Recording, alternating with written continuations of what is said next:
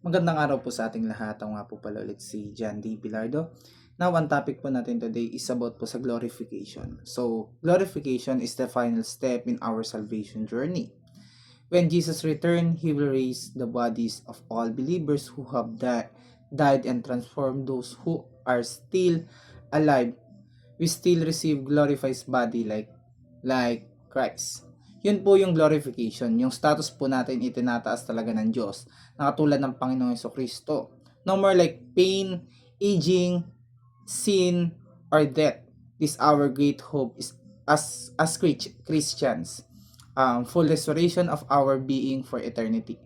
Now, sabi po rito sa Philippians chapter 3 verse 20 and 21, but your citizen is in heaven, and we are eagerly await Savior from the Lord Jesus Christ, who by the power that enables Him to bring everything under His control, will transform our lowly body so that they will be like His glorious body.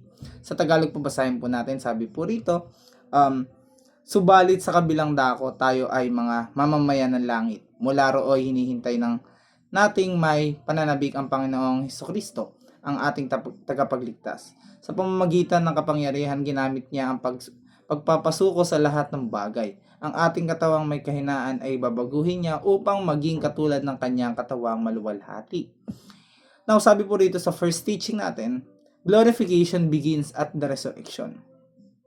Kailan po magsisimula yung glorification? Sa resurrection po.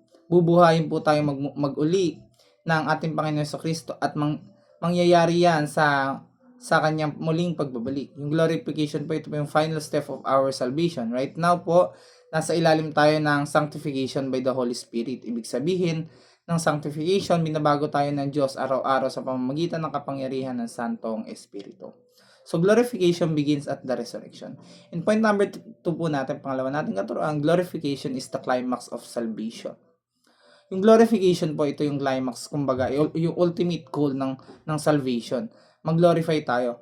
Makasama natin ng Panginoon ng Panginoong Jesucristo ng walang hanggan at napupuri tayo sa Kanya na meron tayong mga bago at perpektong katawan. So, glorification is the climax of salvation. And point number 3 po natin, or huli nating katuruan, sabi po rito, glorification is being like Christ in glory.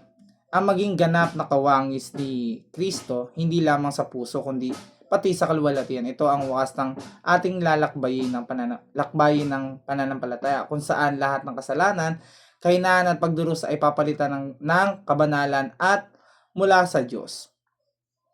Napakagandang pagnilayan ng isang araw. Makita natin si Kristo ng mukhaan at tayo maging katulad niya. Maluwalhati, walang dungis at lubos na puspos ng kanyang presensya.